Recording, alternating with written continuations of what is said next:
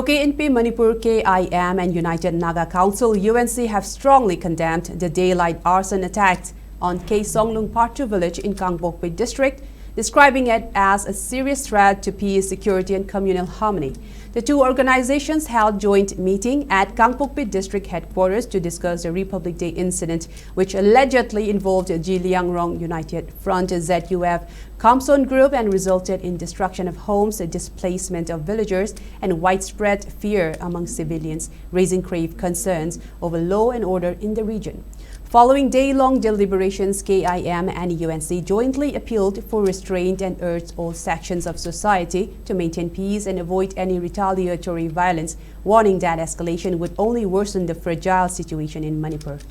The bodies also cautioned against spread of rumors and misinformation while expressing solidarity with the affected families and demanding immediate relief and justice for the victims. The joint statement signed by KIM President CH Ajang Kongsai and UNC President Angie Loro emphasized that violence against civilians is unacceptable and reaffirmed the need for accountability, peace building and responsible governance even as 24-hour total shutdown called by Committee on Tribal Unity is set to begin from midnight till midnight of January 28.